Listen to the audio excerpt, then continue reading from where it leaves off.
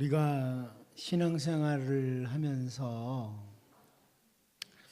늘 잊지 말아야 될 중요한 사실 하나는 하나님께서 주신 귀중한 것들을 정말 귀하게 사용해야 된다 하는 부분입니다. 하나님이 우리에게 귀하게 주신 것들 귀하게 사용해야 된다. 저는 선지자 이사야를 통해서 우리에게 주신 말씀 가운데 이사야 53장 3절 말씀을 늘 묵상하면서 저를 돌아볼 때가 많습니다. 그는 멸시를 받아 사람들에게 버림받았으며 간고를 많이 겪었으며 질고를 아는 자라. 마치 사람들이 그에게서 얼굴을 가리는 것 같이 멸시를 당하였고 우리도 그를 귀히 여기지 아니하였도다. 하나님의 아들 예수 그리스도를 보여줍니다. 주님이 얼마나 고통을 당하셨는지 충분히 볼 수 있는 그런 구절입니다. 그런데 저는 이 구절 가운데 특별히 마지막 부분 늘 생각합니다. 우리도 그를 귀히 여기지 아니하였도다. 우리도 그를 귀히 여기지 아니하였도다. 여러분, 이 우리도 대신에 자기 이름을 한번 집어넣으면 좀. 여러분 이름 한번 넣어서 읽어볼까요? 우리도 대신에, 그 앞에부터 읽지 말고 뒤에 우리도 대신에 내 이름을 넣어가지고 한번 누구누구도 그를 귀히 여기지 않았다. 같이 한번 읽어봅니다. 시작. 무슨 말인지 잘 몰라요? 우리도라는 말 대신에 여러분의 이름을 집어넣으라고. 제 이름 말고요. 네. 여러분 이름 넣어서 한번 같이 읽어봅니다. 시작. 그를 귀히 여기지 아니하였다. 여러분 모든 삶의 영역에서 주님을 귀히 여기십니까? 정말 하나님께서 우리에게 허락하신 너무나 귀중한 분 예수 그리스도를 우리는 귀중히 여기고 살아가는가? 하나님께서 우리에게 주신 직분들도 참 귀중합니다. 얼마나 소중하게 여기십니까?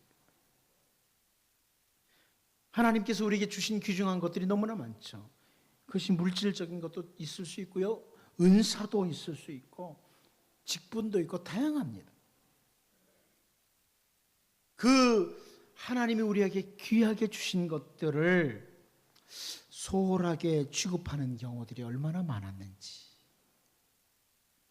이제 오늘 본문을 살피면서 주님이 우리에게 주신 귀중한 것들을 귀중하게 여기며 살 수 있도록 다짐도 하고 기도하는 그런 시간이 될 수 있기를 원합니다. 첫 번째로 저는 오늘 본문을 보면서 성도들의 모임은 귀중한 것이다, 이것을 봅니다. 하나님께서 우리에게 주신 귀중한 것 중에 하나가 바로 공동체입니다. 가정이라는 공동체 귀중한 겁니다. 교회라는 공동체 귀중한 겁니다. 성도들의 모임 정말 중요한 거죠. 귀중하다는 거. 예수님을 만난 후에 홀로 살아가면서 신앙을 유지하도록 하시지 않고 성도들의 모임을 주신 것, 교회 공동체를 허락하신 것은 하나님께서 우리에게 소중한 복 중에 하나로 허락하신 겁니다. 그런데 어떤 교회는 차라리 모임 자체가 더욱 너무나 해로운 교회도 있죠. 늘 모였다 하면 싸움이 일어나서 교회만 갔다 오면 상처를 받고 오는 심각한 거. 제가 이 말씀을 준비하다가 우리 성도들은 어떨까? 주일날 탁 모였다 가면 행복할까? 행복하십니까? 아니면 주일날 교회 왔다가 아우 내가 정말 꼴 보기 싫은 사람을 또 보고 가네, 이러면 힘든 거죠. 하나님이 주신 너무나 소중한 교회 공동체인데 예배에 모이고 함께 주일을 지키고 가면 여러분 행복하셔야 됩니다. 빨리 다음 주일 돌아왔으면 좋겠다, 이런 기대가 있어야죠. 하나님이 주신 성도들의 모임은 소중합니다. 고린도 교회 현실을 한번 볼까요? 현상 17절 말씀인데요. 17절, 내가 명하는 이 일에 너희를 칭찬하지 아니하나니 이는 너희의 모임이 유익이 못되고 도리어 해로움이라. 고린도 교회 현실이에요. 바울 사도가 칭찬하지 못할 그런 일이 있는데 성도들의 모임인 고린도 교회의 모임이 유익이 되지 못하고 해롭다는 겁니다. 여러분, 우리의 모임을 한번 돌아볼 필요가 있습니다. 우리가 성도들이 함께 모이는 공동체 모든 것, 가정이라는 공동체를 비롯해서 구역, 기관, 교회 전체의 공동체가 정말 유익이 되는지, 정말 유익이 되고 기쁨이 되고 함께 모이면 뭔가 성숙이 오고 이런 공동체인지. 아마 고린도 교회 성도들도 그런 자기들 나름대로의 모임이 꽤 즐겁고 행복하다고 느꼈을지는 모르겠어요. 그러나 정확히 그들의 모임을 판단할 때 그들의 모임은 유익이 아니라 해로운 것이었다는 거예요. 그러면 우리가 우리의 공동체, 내가 모이는 모든 공동체를 정직하게 돌아볼 필요가 있습니다. 성도로서 1대1로 만나는 모임이라든지 구역이나 기관이나 전체적으로 만나는 모든 모임들이 하나님의 백성으로서 정말 유익한 모임인지, 아니면 그리스도인이라는 이름으로 모이긴 하는데 하나님의 시각으로 바라볼 때는 해로운 모임은 아닌지 자꾸 돌아봐야 되죠. 우리 교회도 주일이나 평일에 다양한 모임들을 갖는 방들이 있고 모임들이 있습니다. 그런데 그 모든 모임들이 주님의 시각으로 바라볼 때 유익한지, 그냥 우리끼리 모이니까 즐거운 게 아니라 주님의 시각으로 볼 때 유익한 모임인지를 잘 점검하셔야 돼요. 성도들에게 상처만 주거나 같이 모여가지고 누를 비판만 하는 모임이라면 정말 유익하지 못한 모임이죠. 함께 모인 자리에서 이 자리에 없어도 다른 형제들을 위해서 기도해 줄 수 있는 모임, 이런 모임들이 가장 아름다운 모임이 아니겠습니까? 하나님이 주신 성도의 모임, 이것은 귀중한 겁니다. 우리의 모임들이 하나님이 주신 귀중한 것들이 귀중하게 사용되도록 기도하고 우리 함께 힘써서 달려갈 수 있기를 원합니다. 또 한 가지는요, 제가 오늘 본문을 보면서 알곡과 가라지를 위한 파당은 귀중한 것이다, 이것을 보게 됩니다. 바울 사도는 오늘 본문에서 모든 파당, 이거 다 나쁘다 이렇게 주장하지 않습니다. 오늘 본문 18절 19절 같이 한번 읽어볼까요? 같이 읽어보겠습니다. 시작.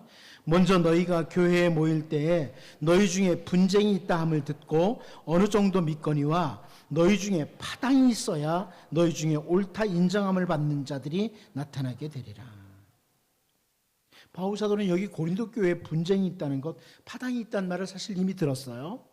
그런데 조금 냉소적인 표현이지만 꼭 필요한 파당도 있다, 너희들에게는 꼭 필요한 파당이 있어야 된다, 이런 표현을 해주고 있는 겁니다.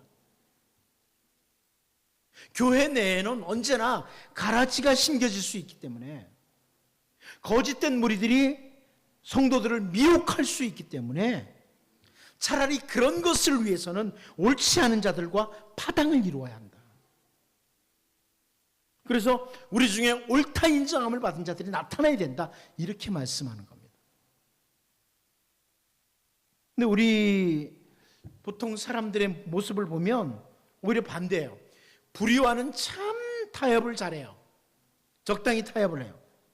잘못된 사상을 가진 사람들, 이런 사람들과 적당히 타협을 잘해요. 그러나 실제로 파당을 이루어야 될 때가 있는데 파당을 이루지 못하는 그런 모습도 있다. 알곡과 가라지를 분별하기 위해서는 파당이 반드시 필요하다. 이단을 경계하고 거짓 교사들에게 속임을 당하지 않기 위해서 그들과는 파당을 이루어야 돼요. 나뉘어야 돼요. 그건 귀중한 일이에요. 그러나 엉뚱한 파당을 이루는 것은 전혀 좋지 않은 것이다. 거짓과 싸우기 위한 파당, 진리를 보수하기 위한 파당, 더욱 신앙으로 살기 위한 파당, 그 귀중한 파당을 포기하고 엉뚱한 파당만 이루고 있는 그런 모습은 아닌지 잘 돌아봐야 된다. 때로는 그러니까 파당도 필요하다는 거예요. 딱 나눌 것도 필요하다. 그것은 진리를 위한 파당이다.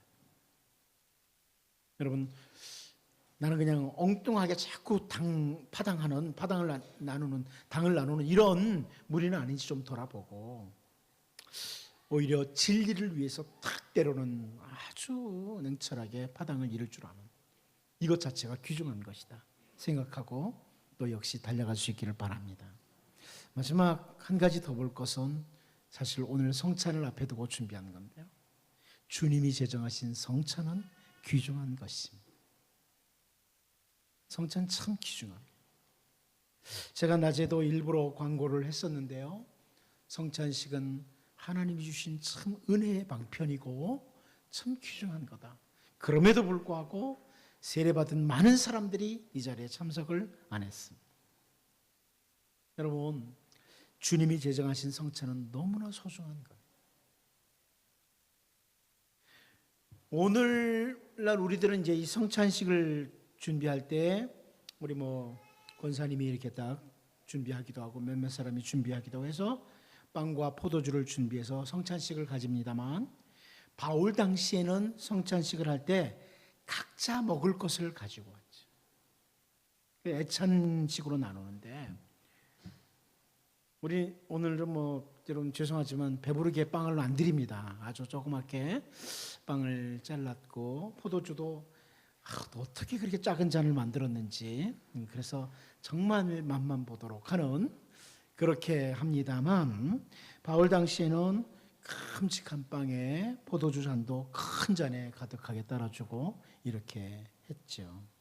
그런데 집에서 그 음식을 가져다가 나누다 보니까 부자들은 좋은 빵에 좋은 포도주를 가지고 와서 막 자기네들끼리 나눠요. 근데 일과를 마치고 늦게 올 수밖에 없는, 먹을 것도 거의 가지고 오지 못하는 그 당시의 노예들이나 가난한 형제들, 그들이 도착하기도 전에 부자들이, 이런 사람들이 다 파당을 지어서 다 먹는 거예요. 이것은 주님께서 제정하신 만찬의 근본적인 정신과는 다 다른 거다. 이런 결과를 가져온다. 이거 보여주는 겁니다. 23절에 바울 사도가 이렇게 말합니다. 내가 너희에게 전한 것은 주께 받은 것이니 곧 주 예수께서 잡히시던 밤에 떡을 가지사, 이렇게 말씀을 합니다. 먼저 이 성찬이라는 것은 어떤 사도나 세상의 어떤 선생들이 시작한 게 아니라는 거예요. 우리 주님이 제정하신, 주님이 시작하신 것이 바로 이 성찬이라는 거예요. 오늘 우리가 이 성찬에 임하면서 이것은 주님이 제정하신 거예요. 주님이 시작하신 거예요. 이걸 놓치면 안 돼요. 그러므로 여러분, 우리가 모두가 성찬에 임해야 돼요. 제가 세례를 받고 나서 잘못 인식했던 것 중에 하나가, 목사님들이 좀 약간 위험스럽게 말을 하셨어요. 여러분, 이 성찬에 죄를 지은 사람들은 참여하지 마십시오. 그러면 우리 정직하게 성찬에 이 시간에 참여할 수 있는 분 한번 손 들어 보십시오. 없어요, 한 사람도. 모두가 참여를 못하는 거죠. 나는 죄 하나도 안 짓고 왔어. 생각에서도. 그런 사람만 참여하십시오. 그러면 누가 할 수 있습니까, 이 성찬에? 그런 의미가 아닙니다. 예수 그리스도의 공로로 우리 모두는 성찬에 임할 수 있습니다. 24절 말씀에 축사하시고 떼어 이르시되 이것은 너희를 위하는 내 몸이니 이것을 행하여 나를 기념하라 하시고, 이 말씀은 성찬의 전 과정을 행하면서 주님의 구속의 은총을 다시 경험하고 그것을 기억한다는 것. 모두가 함께 성찬에 임하면서 주님의 그 속량의 은혜, 구속의 은혜를 깊이 체험하는 거예요. 주님이 죄인이 감히 이것을 먹습니다. 날 위해 찢기신 그 몸을 대합니다. 날 위해 흘리신 그 피를 대합니다. 이런 마음으로 임하는 거예요. 어쩌면 죄인이기에 필요하죠. 또 넘어졌기에 필요하죠. 그리고 귀중한 성찬에 임할 때에 26절을 통해서 너희가 이 떡을 먹으며 이 잔을 마실 때마다 주의 죽으심을 그가 오실 때까지 전하는 것이니라. 다짐이 필요합니다. 주의 만찬을 대할 때마다 주님의 죽으심, 십자가의 주님을 주님 다시 오실 때까지 내가 전하며 살아야지 다짐하는 것. 성찬은 귀중한 겁니다. 우리 주님이 시작하신 너무나 귀중한 겁니다. 여러분, 이 성찬에 임할 때 고린도 교회처럼 잘못 사용하면 안 되죠. 오늘 감사하는 마음과 함께 성찬에 임하면서 다짐과 기도와 또 하나님의 백성으로서 귀중한 것들을 귀중하게 여기는 자들로 살도록 힘써 달려가는 우리 모두가 되기를 원합니다. 이 시간 잠시 기도하도록 하겠습니다. 잠시 한번 다 같이 기도하겠습니다.